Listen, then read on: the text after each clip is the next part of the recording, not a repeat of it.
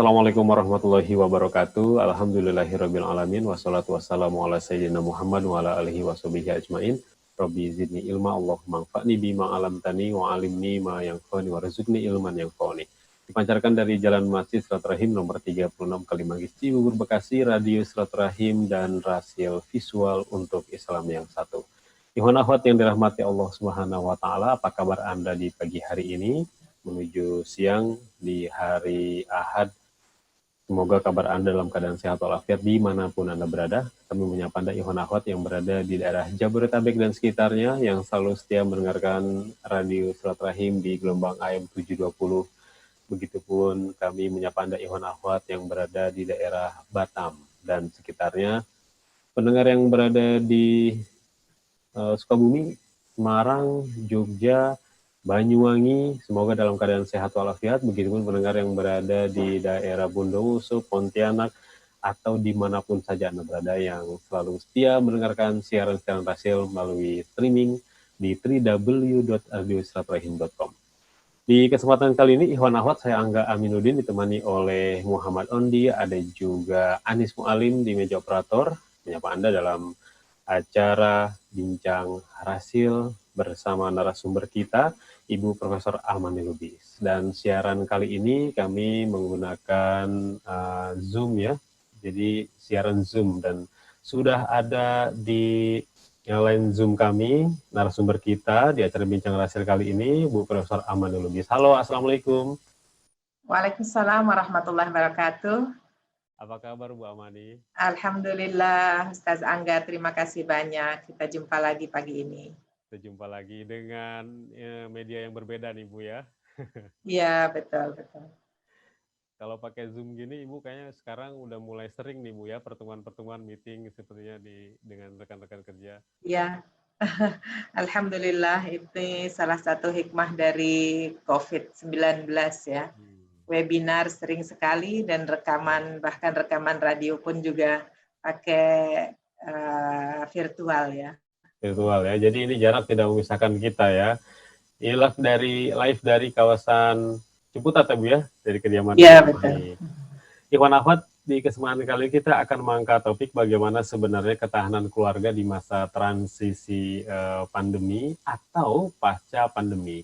Karena ada informasi yang kami kutip dari beberapa sumber, di masa transisi ataupun dikhawatirkan nanti pasca pandemi, ketahanan keluarga ini menyoroti 4 hal, dari mulai ketahanan fisik, psikis, ekonomi, sosial, dan agama. Bahkan ada salah satu lembaga survei yang berlatar belakang perguruan tinggi, ini melihat beberapa catatan ketahanan keluarga dilihat dari areal seperti Provinsi DKI Jakarta, Jawa Barat, Jawa Tengah, Jawa Timur, yang mana ketahanan keluarga dari sisi fisik, psikis, ekonomi, sosial, dan agama itu berbeda-beda gitu. Dari Jakarta, di Jawa Barat, ada yang mengatakan bahwa ketahanan fisik dan psikisnya lebih bagus, tapi ketahanan sosial dan agamanya lebih rendah. Begitupun ketahanan dalam hal ekonominya. Nah, di sini kita akan menyoroti bersama Bu Amani sebenarnya yang dievaluasi dari ketahanan keluarga di masa pandemi kemarin, memasuki masa transisi, dan nanti pasca pandemi, itu persiapan seperti apa dan bagaimana keluarga itu supaya tetap tahan banting dengan ujian apapun. Begitu Bu tujuan kita, Bu. Baik, Ustaz Angga, terima kasih banyak. Assalamualaikum warahmatullahi wabarakatuh. Alhamdulillah, wassalatu wassalamu ala rasulillah, amma ba'd.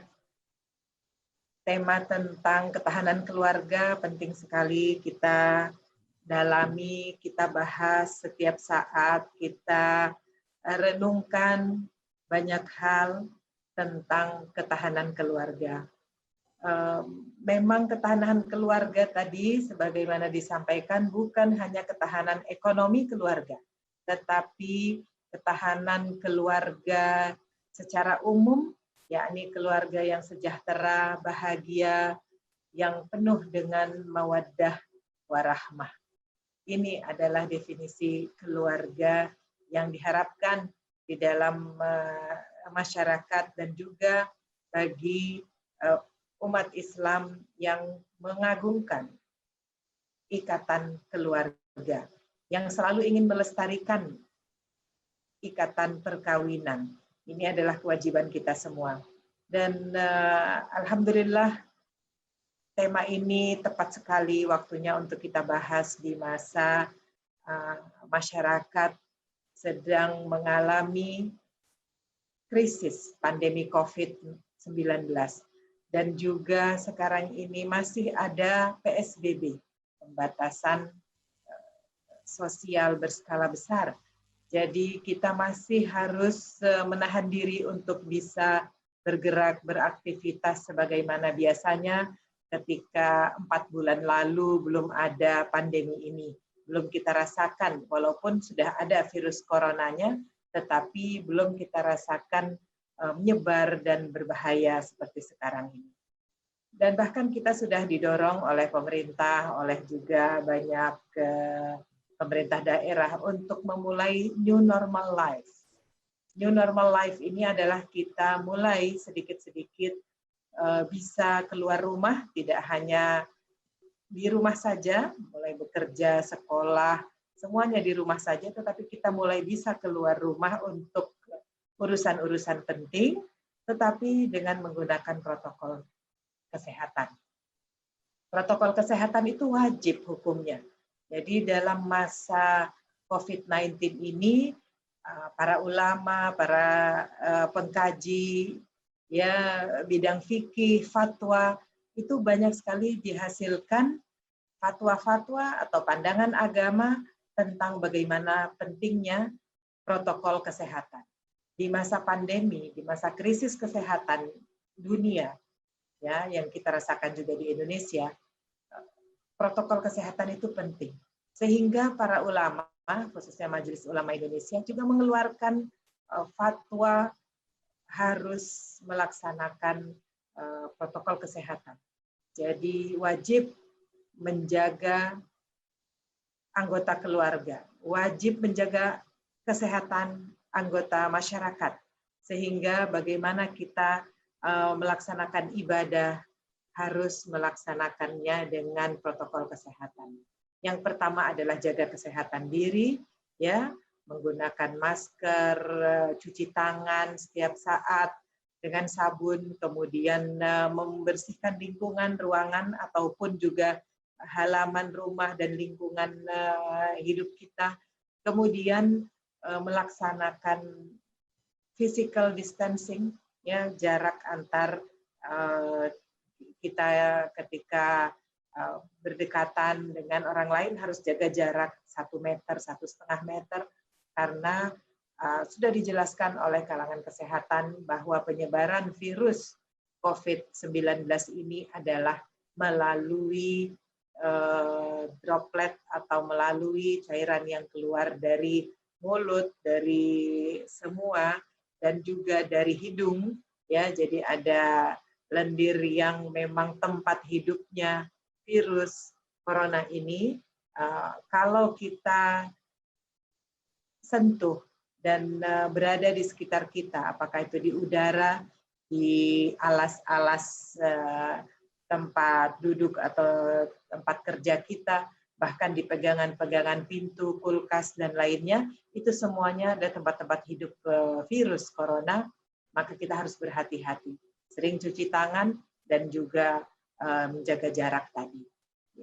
Akhirnya dampak dari PSBB, dari physical distancing, artinya berjaga jarak antar individu, akhirnya kita juga mengalami social distancing.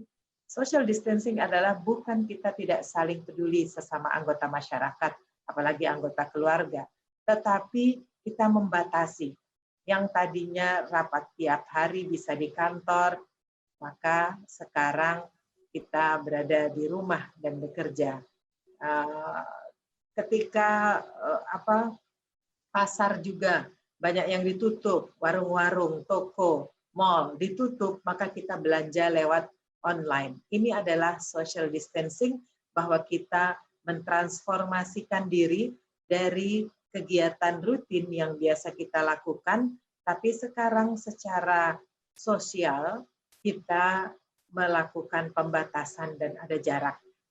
Jadi social distancing ini memang bukan berarti kita tidak peduli satu sama lain karena kita jauh, kita tidak saling mengenal dengan tetangga karena kita menjaga diri dan keluarga kita dari penyakit ya atau dari virus corona ini. Bukan begitu, justru kita makin peduli.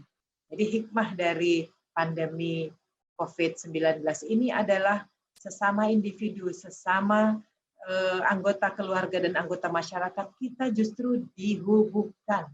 Dihubungkan dengan apa? Dengan IT, dengan internet, dengan dunia digital. Ternyata kita inilah yang hikmah lainnya juga bahwa dunia digital, literasi digital, kita sudah harus kuasai. Bagaimana? Saya mendengar bahwa ibu-ibu juga sekarang ya yang biasa berjualan di bidang UKM, pengembangan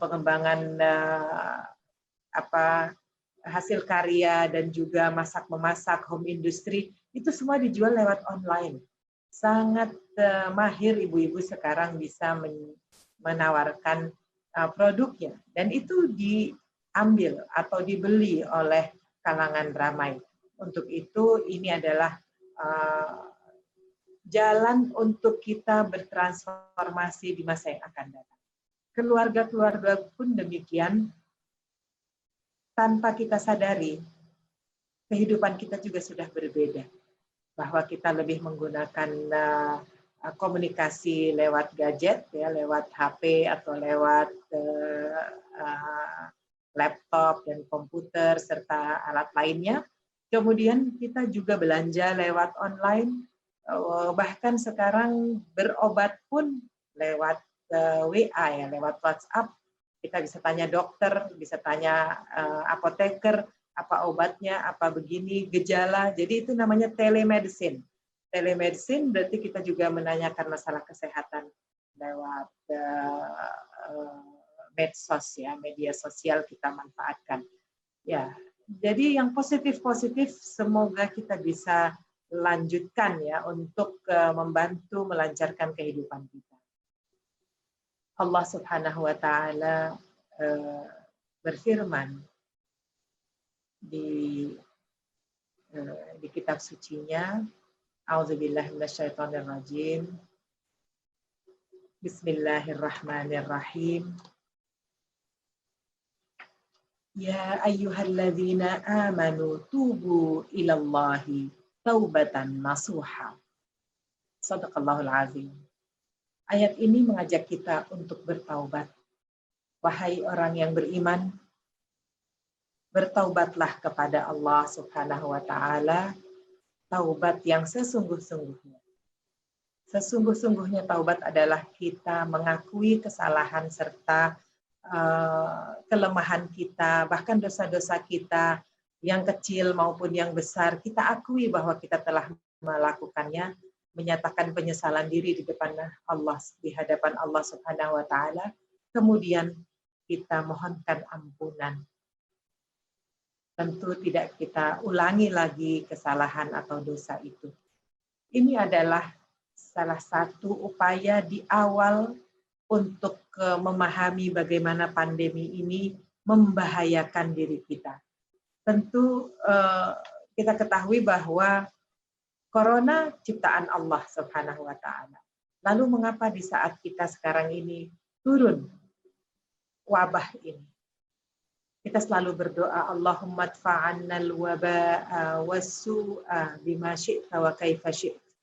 Jadi kita tidak ingin ada wabah, ada ada segala keburukan di sekitar kita.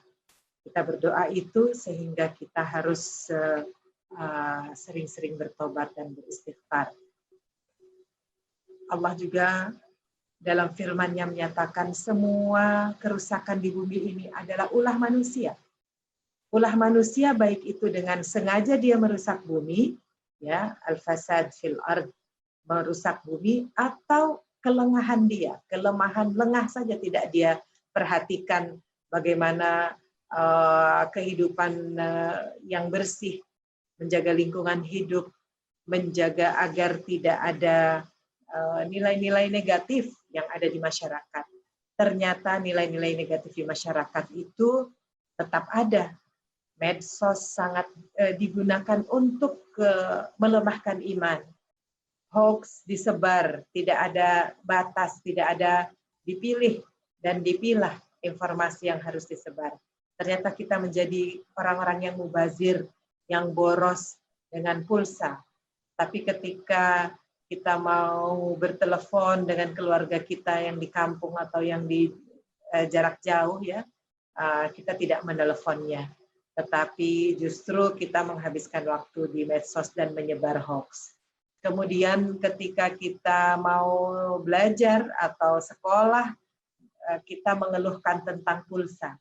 Padahal di masa PSBB ini saya juga dengar statistik generasi muda makin banyak nonton film, bukannya mengerahkan tenaga dan pikiran untuk menuntut ilmu yang seharusnya mereka harus membaca buku yang banyak. Ya, itu kalau di taraf mahasiswa. Kalau di taraf siswa juga banyak hal yang dimanfaatkan secara negatif, tidak memprioritaskan pengembangan diri dan juga ilmu yang sedang diperoleh ya dari sekolah. Tapi saya hargai ibu-ibu dan bapak-bapak yang memperhatikan proses pendidikan di masa pandemi COVID-19 ini. Ibu-ibu, bapak-bapak sibuk sekali untuk membina, ya, mengajarkan, sama-sama bersekolah dengan anak-anaknya, siswa-siswi di tahap SD, ibtidaiyah, sanawiyah, dan juga aliyah. Tapi aliyah sudah lumayan lebih dewasa, ya. Disinilah prinsip ketahanan keluarga harus diperhatikan. Pertama dari segi kesehatan, ketahanan keluarga kita adalah di segi kesehatan, paling utama. Kemudian dari segi iman dan takwa, kita saling berjaga. Dengan adanya kita sering berada di rumah, maka kita bisa saling melihat juga tingkah laku anggota keluarga kita. Kita bisa lihat bagaimana sopanan yang ada di keluarga itu ditegakkan kembali karena sering ketemu sama ayah dan ibu serta anggota keluarga yang lain yang senior, ya, nenek, kakek, seperti itu. Kita harus jalin lagi hubungan ini. Maka ketahanan keluarga kita di samping bidang kesehatan, bidang iman dan takwa kita perkuat, kemudian bidang sosial juga kita saling membantu, mendengarkan keluhan yang lain, lalu kita bisa cari upaya bersama untuk membantu. Kita terapkan di masa pandemi COVID-19 ini perintah Allah, wa ta'awanu 'alal birri wat taqwa wa la ta'awanu 'alal itsmi wal 'udwan. Ini kita saling membantu untuk kebaikan dan tidak saling mendukung untuk keburukan. Tentu keburukan tidak perlu disebar atau didukung. Ya, jadi kita dalam keluarga menjalankan hal prinsip-prinsip agar supaya tahan dan tangguh. Dari segi ekonomi tentu tidak dipungkiri banyak keluarga-keluarga yang berdampak di masa COVID-19 ini. Dari ekonomi banyak yang hilang pekerjaannya atau pemasukan keluarga juga menjadi melemah sehingga banyak konflik juga, ya, yang diakibatkan. Ekonomi dalam keluarga memang salah satu penunjang agar bahagia dan juga bisa langgeng, tetapi bukan satu-satunya faktor. Jadi yang saya dengar juga banyak perceraian di masa pandemi ini karena tidak tahan, apakah itu yang suami atau istri, dengan kondisi yang ada lalu lebih pilih cara pintas, ribut-ribut, ya, lalu minta cerai.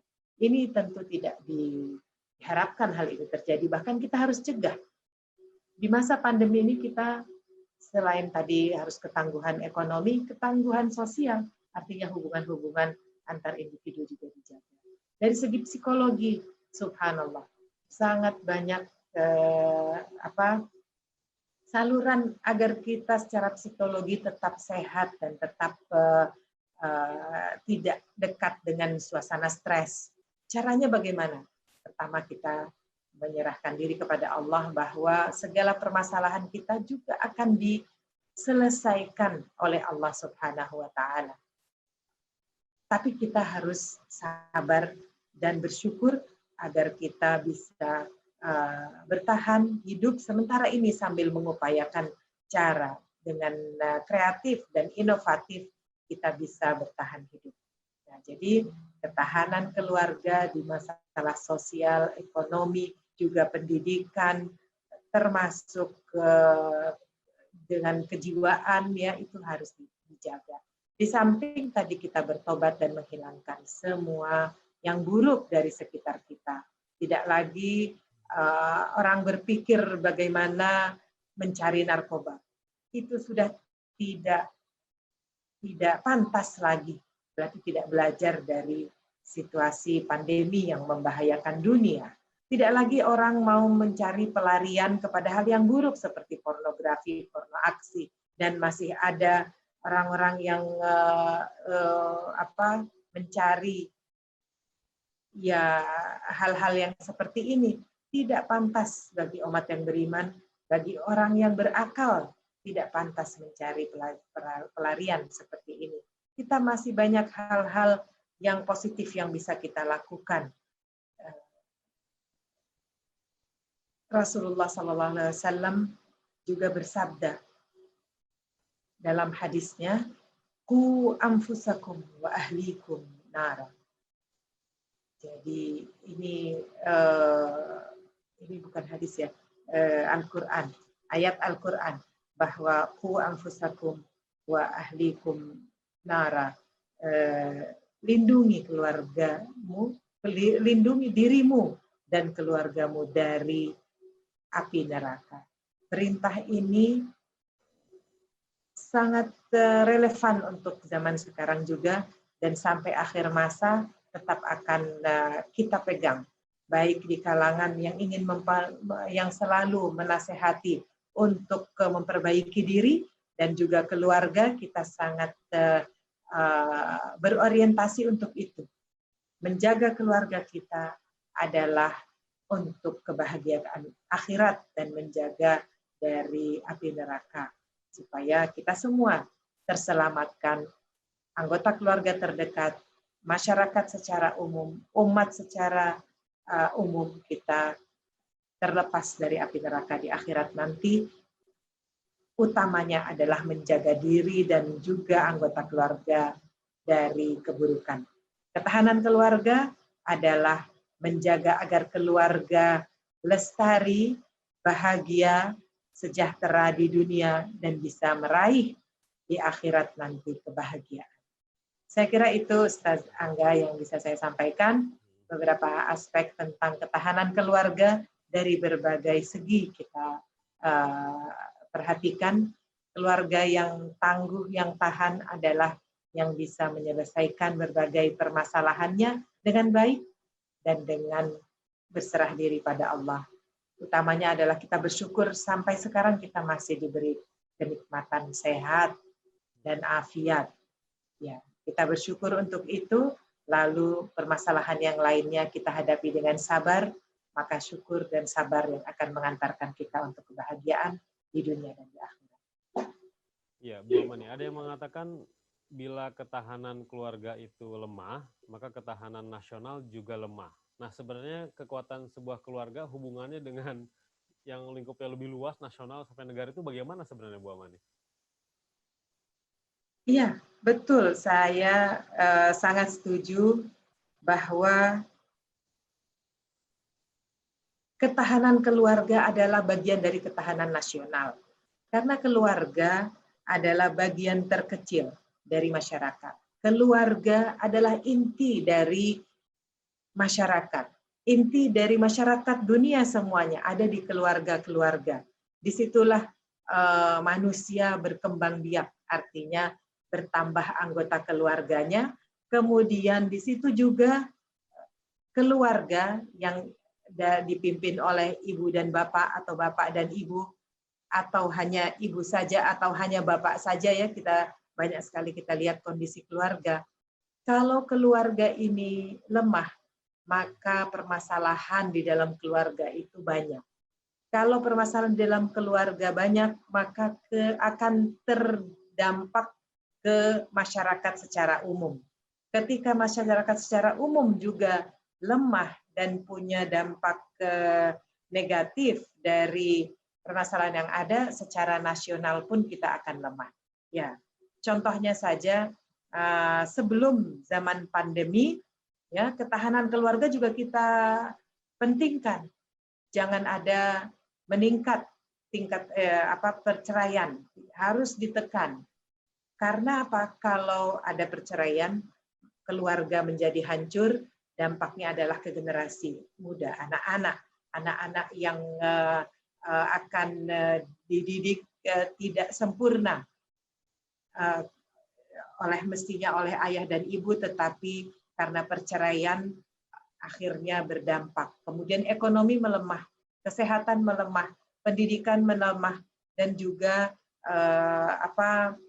secara lingkungan juga akan menjadi permasalahan, menjadi beban bagi masyarakat.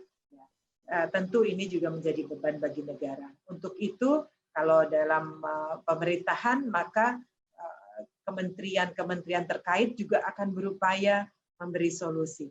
Misalnya, Menteri Perekonomian harus meningkatkan, harus memberi bantuan, meningkatkan usaha bagi yang memerlukan. Kemudian bidang pendidikan juga berupaya untuk memudahkan kepada anggota masyarakat, ya, khususnya generasi muda, untuk dapat pendidikan di semua jenjang pendidikan. Menteri Kesehatan berupaya maksimal dengan segala hal untuk menyehatkan masyarakat. Padahal yang tadinya bermasalah adalah keluarga. Keluarga apabila punya masalah maka semuanya akan berdampak. Ini hadis Rasulullah SAW juga mengatakan demikian. Kita ini sebagai satu tubuh, satu kesatuan. Apabila ujung jari kita terluka, maka semua badan akan terasa sakit.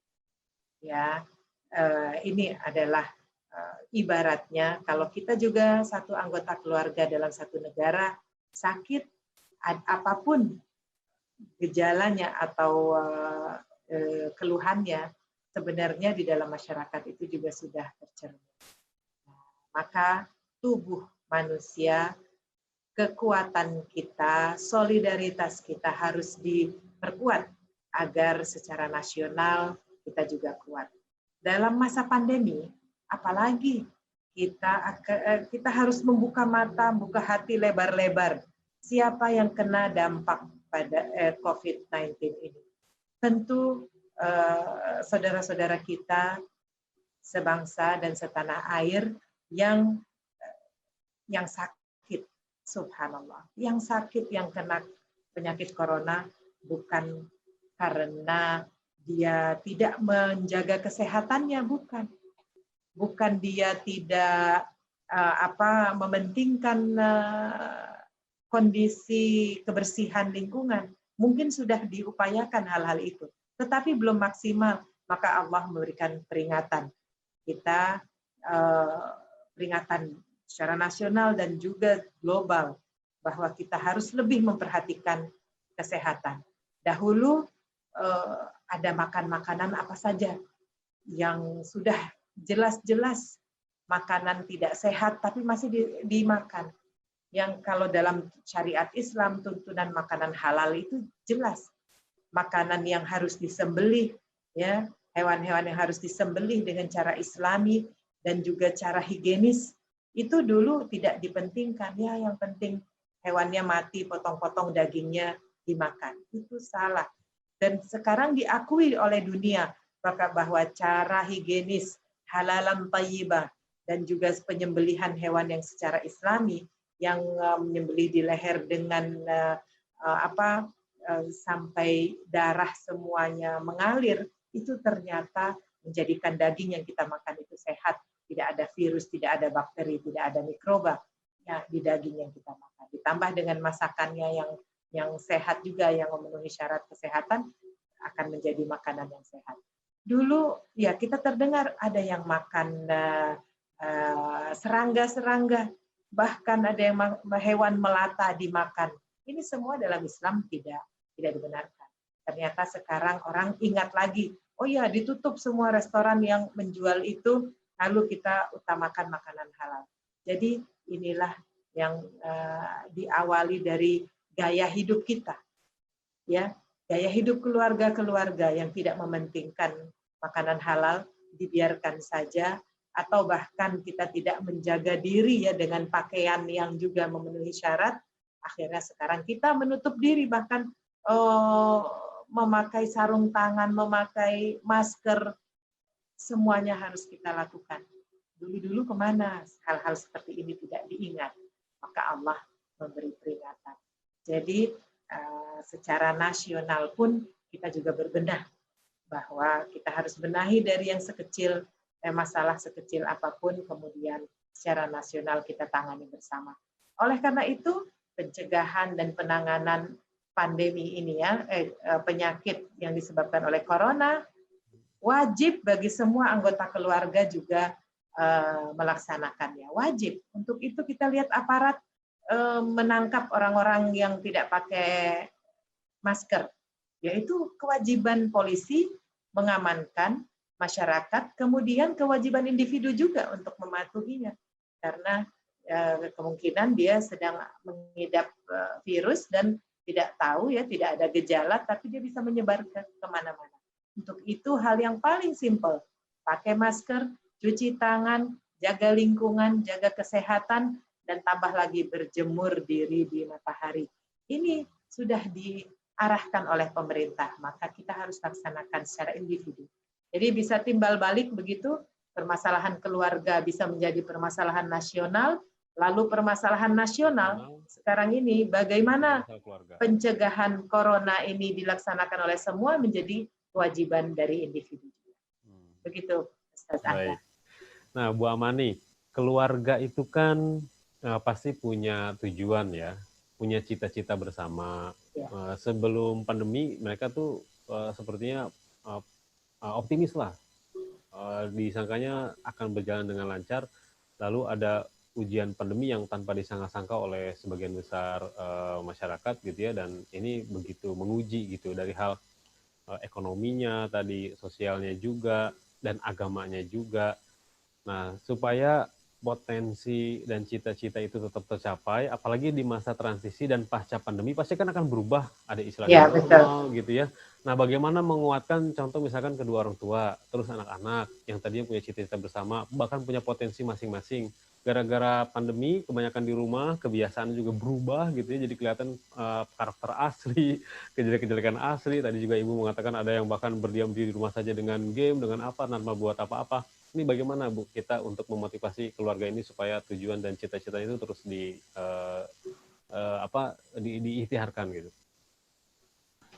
Baik, ya terima kasih. Ini sangat penting kita dalami ya sama-sama bahwa apa tujuan dari keluarga kita di masa pandemi ini, di masa krisis, dan harus menjaga diri, menyelamatkan diri sendiri, dan juga anggota keluarga, anggota masyarakat juga.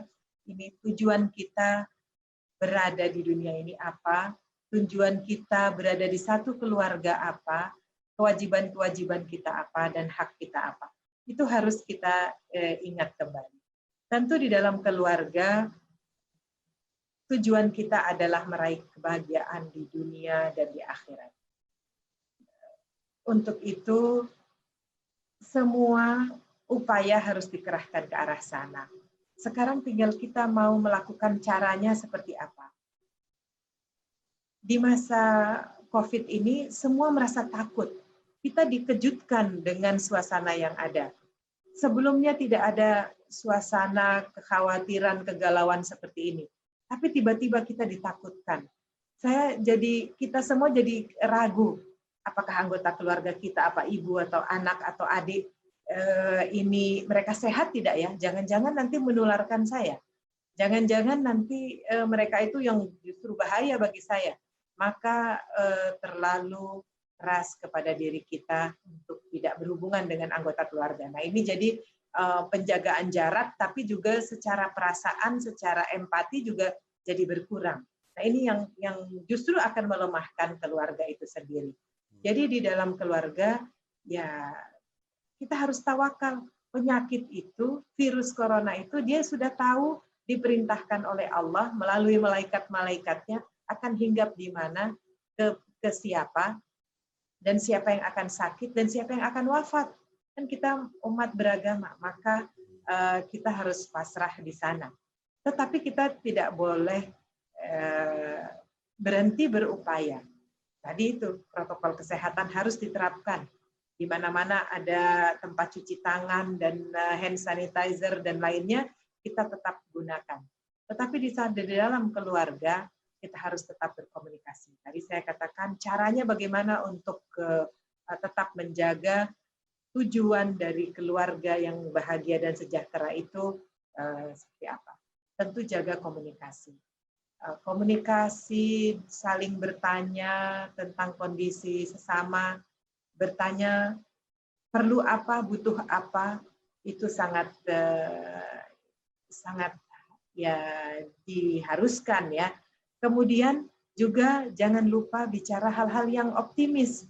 Nanti ke depan kita bicara apa, kita bahas apa, bagaimana kondisi ke depan, apa ada yang perlu diperbaiki. Jadi optimisme ke depan, berpikir futuristik kalau kita sudah dalam organisasi atau dalam negara. Kita juga bicara optimisme di masa yang akan datang. Untuk itu ada upaya-upaya untuk new normal life, new normal campus, new normal society. Ini semua kita pikirkan. Dalam keluarga juga bisa. Nanti Dek atau Kak, ke depan kita bisa bahas apa. Sekarang apa yang kita bisa lakukan ya? Nah, di samping dialog, lalu kita kembangkan kreativitas. Sehingga keluarga itu tetap produktif. Kalau tidak produktif, dia akan merasa sedih dan putus asa. Nah, inilah upaya kebersamaan kita, harus ada produktivitas. Keluarga manapun harus berpikir bisa melakukan apa di zaman yang sekarang ini. Jadi kesempitan ini harus dipikirkan agar menjadi kelapangan di masa yang akan datang. Bukan masa yang akan datang yang jangka jauh, tapi jangka panjang, tapi jangka pendek ini saja.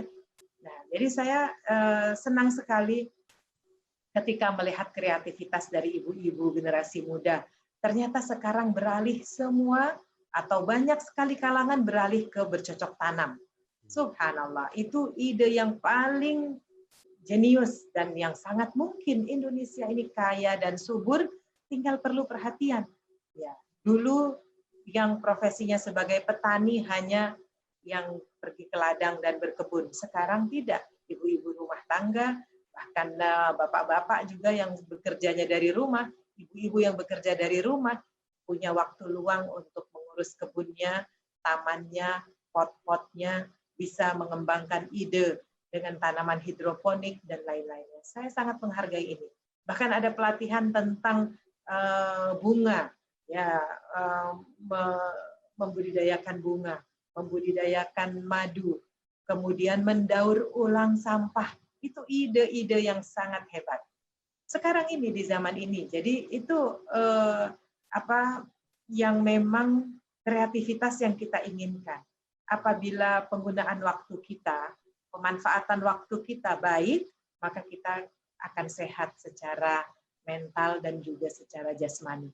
Tetapi kalau kita merasa lemah, kurang, tidak berdaya, tidak kreatif, tidak ada inovasi dalam hidupnya, maka pandemi COVID-19 ini memang betul-betul musibah bagi dirinya. Untuk itu kita dengan bersama-sama tingkatkan komunikasi, tingkatkan produktivitas, tingkatkan kreativitas, bersama-sama kita bisa melakukan. Ya, banyak juga yang saya dengar juga ibu-ibu dan bahkan bapak-bapak mulai produksi hal yang dulu ketika kita masih merajut, menyulam, menjahit, membuat hiasan-hiasan di rumah, membahagiakan anggota keluarga. Jadi sentuhan manis dari anggota keluarga itu saling membahagiakan sangat penting. Saya kira itu ya, untuk Jadi keluarga di zaman sekarang kita bisa mewujudkan cita-citanya juga. Iya. Jangan menyerah, jangan putus asa, karena pertolongan dan rahmat Allah itu selalu terbuka, begitu ya Bu ya? Ya, betul, betul. Tergantung kitanya nih bagaimana gitu mau meraihnya. Baik Bu Amani, kita akan jeda dulu di sesi pertama ini. Nanti kita akan lanjut di sesi kedua dengan menjawab pertanyaan-pertanyaan yang sudah masuk dari pendengar ya Bu Amani ya. Iya, baik, Ya, siap. kami juga ini menyapa beberapa pendengar yang ternyata mereka bisa menyaksikan via YouTube. Ada ini yang di Subang, yang di Madiun, yang di Batam, di mana-mana saja nih yang bisa mengakses siaran YouTube. Dan juga kami mengundang Anda, Ikhwan Akhwat, untuk bergabung. Silakan sampaikan pertanyaan ataupun komentarnya ke nomor WhatsApp Rasil di 0811 1999720. Kami akan jeda dan kami akan kembali di sesi kedua dengan menjawab pertanyaan-pertanyaan yang sudah masuk. Tetaplah bersama kami.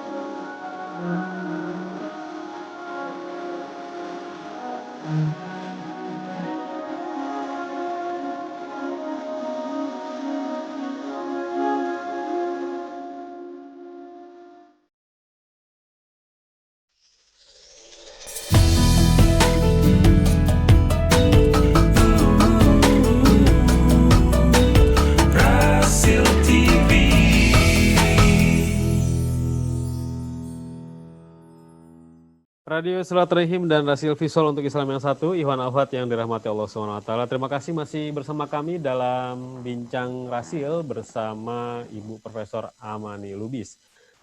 Kita membahas mengenai ketahanan keluarga di masa transisi dan pasca pandemi. Ikhwan Akhwat, di sesi kedua ini kita akan menjawab pertanyaan yang sudah masuk. Di antaranya yang pertama ini dari Bunda Tia di Jakarta. Halo Bu Amani, suara saya bisa didengar ya? Ya, Ustaz Angga, silahkan. Baik. Assalamualaikum warahmatullahi wabarakatuh, Bu Amani.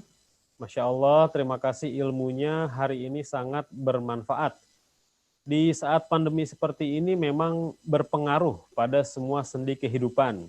Bahkan terima rapot pun itu online Bu, virtual gitu ya. Nah, dalam hal menjaga ketahanan ekonomi saat ini, banyak orang-orang yang memutuskan untuk berdagang. Nah, tapi ujung-ujungnya banyak yang kecewa karena banyak yang tidak laku. Daya beli yang tidak ada dan menurun. Nah, bagaimana menghadapi kondisi seperti ini Bu Amani? Karena seorang istri ingin membantu suaminya dalam hal mencari nafkah. Terima kasih Bu Natia di Jakarta. Baik, terima kasih ya Ibu yang sudah bertanya. Terima kasih, mudah-mudahan sehat selalu. Semua anggota keluarga juga sehat dan kita semua bisa hidup dan melalui masa krisis ini dengan baik, insya Allah.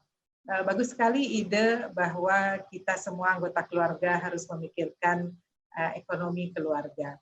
Dan Ibu sudah berinisiatif memasak dan berjualan, inginnya supaya ketika berdagang ini laku, banyak yang membeli dan tidak kecewa. Tapi kalau semua orang berpikiran begitu Bu ya, satu RT misalnya semuanya mau berjualan, siapa yang mau beli? Gitu. Berarti perlu kita cari lagi hobi-hobi apa yang ada dalam diri kita, kemahiran apa, atau bahkan belajar ilmu baru. Gitu. Supaya ada hal yang memang spesifik ya, yang khusus, lalu orang cari kebutuhan yang dari mereka, lalu Ibu siapkan, artinya Ibu sediakan apa yang dibutuhkan. Maka saya kira memasak pun juga kuliner Indonesia kan sangat kaya ya, dan orang Indonesia juga sangat punya tingkat rasanya juga tinggi. Hari ini mau masak dan makan ala Sumatera Barat, besok ala Sumatera Utara, besok ala Sulawesi Utara, apa saja, nanti ala Jawa Barat, ala Sumatera Barat, ala Kalimantan Barat, sangat indah Jadi kita sangat kaya kuliner, bisa kreativitas bisa muncul di sana. Maka kita berkenalan dengan cara penyajian, kemasan, produksi, itu semua ilmu yang sangat bermanfaat dan harus kita tingkatkan, bukan yang biasa-biasa kita lakukan di rumah. Ya, jadi kalau memang niat serius untuk meningkatkan kemasan dan juga cara memasak dari yang ada supaya menjadi hal yang baru. Karena kita itu sifat manusia memang mencari hal yang baru, rasa taste yang baru dengan penampilan yang menarik. Begitu saya kira sangat sangat dibutuhkan. Kalau keadaan darurat, memang apa saja dibeli. Ya, seperti 3 bulan lalu warung-warung tutup, toko tutup, bahkan tidak kita takut keluar rumah, maka apapun yang ada itu kita beli. Tetapi ketika sekarang ini kita sudah mulai juga banyak yang kreatif, tentu banyak saingan. Jadi coba tingkatkan lagi bidang-bidang apa yang bisa Ibu lakukan. Memang yang untuk menghasilkan. Tetapi kerja sukarela itu, insya Allah kalau kita membantu sesama, tidak usah menanti upah. Keberkahan dari Allah. Saya ini sudah sering saya alami dan juga saya lihat sendiri di lingkungan saya, di kampus, di lingkungan keluarga, di tetangga dan lainnya. Ternyata ada keluarga yang memang ingin sekali membantu, sukarela. Ada pekerjaan di sana dia datang, tidak lagi melihat profesinya, misalnya dia insinyur atau dia guru, tetapi ternyata ya tadi itu, ayo bersatu bikin. Semalam saya lihat di TV ada istilahnya kampung tangguh, sesama bekerja tidak nunggu upah, tetapi bisa ada hasil yang bisa dimakan untuk sendiri, bahkan dibagi-bagi ke lingkungan, nanti produksi meningkat, bisa dijual, dan itu laku, dan hasilnya bisa dibagi bersama. Saya kira memang perlu kesabaran, kreativitas, insya Allah dengan upaya bersama kita bisa bertahan. Ibu-ibu, saya dorong untuk menambah hobi. Ya, tadi saya sebut bukan hanya memasak. Kalau semuanya memasak, siapa yang beli? Kan semua punya masakan. Tetapi kita perlu pakaian, kita perlu tadi hal-hal yang indah mengenai masker, mengenai sarung tangan, kita bisa bikin di rumah dengan anggota keluarga, lalu kita pasarkan. Sekarang orang Indonesia juga bukan hanya pinter makan ya, tetapi juga gaya berpakaian, seni, membatik, merajut, menyulam, menenun, itu semua saya kira sekarang ini waktunya juga untuk dikembangkan. Ya, terima kasih. Ya, semoga terjawab. Kita ke pertanyaan selanjutnya. Ini dari Umi Rose di Bekasi.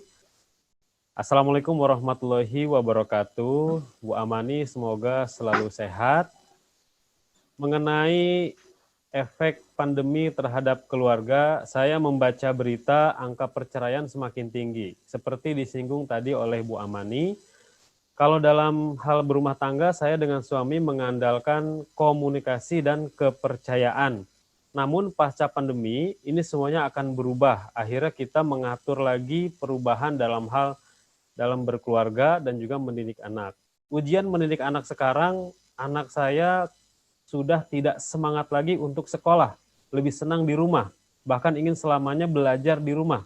Nah, mohon nasihat dari Bu Amani, dari kondisi keluarga kami. Terima kasih Rasil, semoga selalu jaya. Ya, terima kasih. Tentu masalah pendidikan anak itu adalah kewajiban kita semua, bukan hanya ibu dan bapak yang bertanya, tetapi keluarga semuanya di masyarakat, bahkan kewajiban negara. Ya, kewajiban negara akhirnya untuk menjaga pendidikan supaya maju dan juga tidak menurun. Nah, tapi memang situasi 3 bulan, 4 bulan kalau bagi anak-anak yang masih sekolah memang jadi malas ya. Nah, kreativitas kita juga kita tumbuhkan. Sekarang ada libur berapa lama begitu sampai bulan apa nanti buka sekolah ya, apakah Juli atau Agustus, Juli mungkin. maka sekarang kita cari upaya-upaya kreatif untuk menenangkan para siswa, anak-anak kita tercinta, ditenangkan agar kita persiapkan untuk masa sekolah yang akan datang, apakah itu dengan jarak jauh juga, atau harus pergi sekolah, tapi dia sudah terbiasa dengan menjaga kesehatannya. Maka upaya-upaya ini, cara kita yang kreatif memang sangat diperlukan. Ya, di masa persiapan untuk sekolah, supaya anak jangan terbawa sifat malas yang sekarang ini, kita perlu, coba Ibu saya usul ya, perhatikan alam.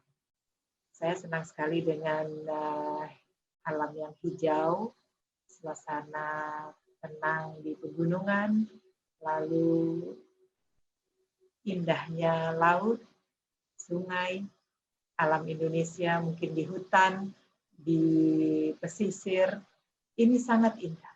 Jadi Ibu ajak anak-anak pergi seperti rekreasi, lalu belajar dari alam.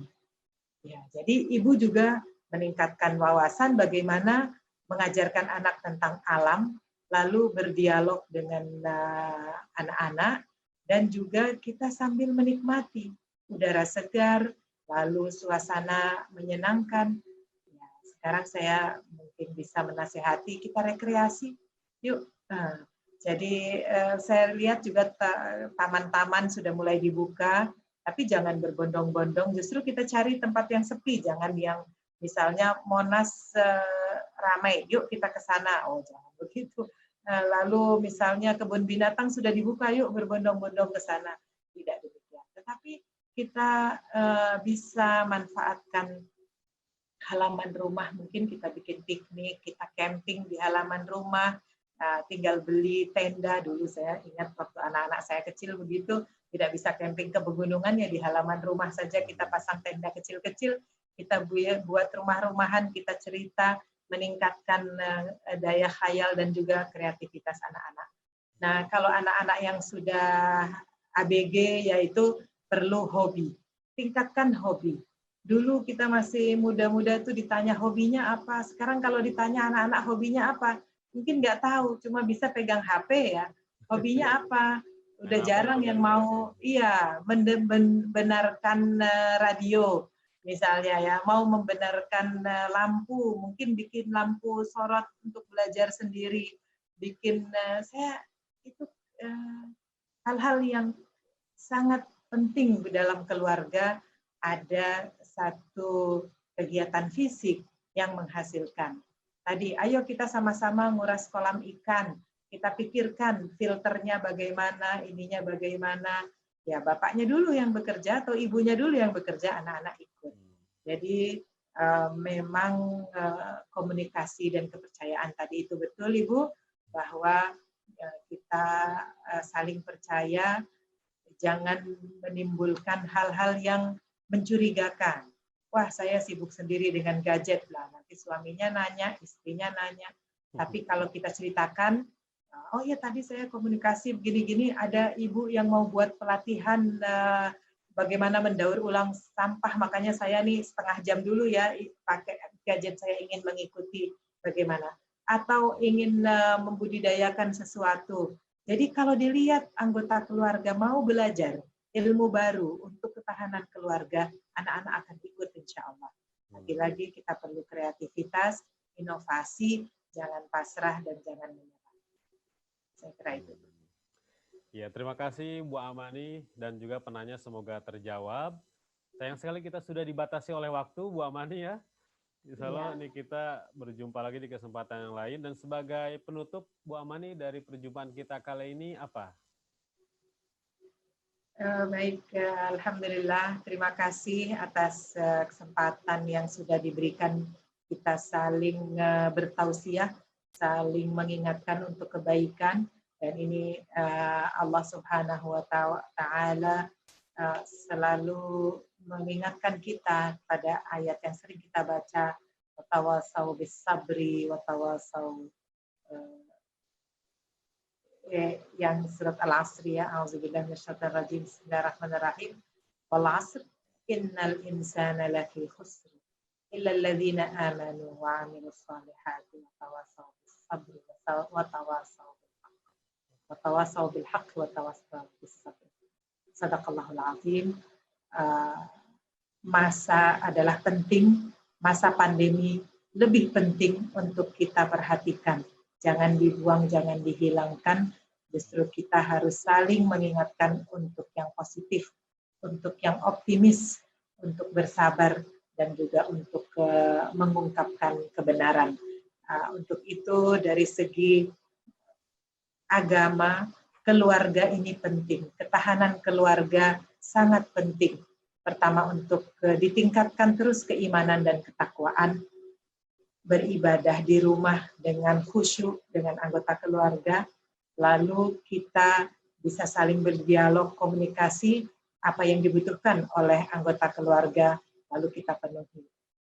Tingkatkan hobi dengan cara menambah wawasan ilmu di berbagai bidang. Cintai alam semesta ini, alam lingkungan hidup kita, karena kita bisa belajar banyak dari alam. Kita semakin banyak kita memberi, maka akan semakin banyak kita memperoleh. Keberkahan hanya dari Allah, bukan dari upaya manusia semata. Maka kita percaya Allah Maha Pengasih, Allah Maha Penyayang, kita harus berupaya juga sekuat tenaga. Saya kira itu keluarga-keluarga Indonesia semoga makin tangguh, kuat, dan bisa menyelesaikan permasalahan yang ada. Masa COVID ini adalah bala dan wabah. Kita mohonkan kepada Allah agar diangkat segera dari bumi Nusantara dan dari bumi secara umum. Saya kira itu, terima kasih atas perhatiannya. Baik. Terima kasih banyak Bu Amani. Insya Allah kita jumpa lagi di kesempatan lain waktu. Demikianlah Ikhwan Akhwat yang dirahmati Allah SWT, bincang rahasil kita bersama Ibu Profesor Dr. Amani Lubis. Semoga apa yang beliau sampaikan bermanfaat bagi kita semua. Kami undur diri. Billahi taufiq wal hidayah. Subhanallah bihamdika asyhadu an la ilaha illa anta astaghfiruka wa atubu ilaik. Assalamualaikum warahmatullahi wabarakatuh.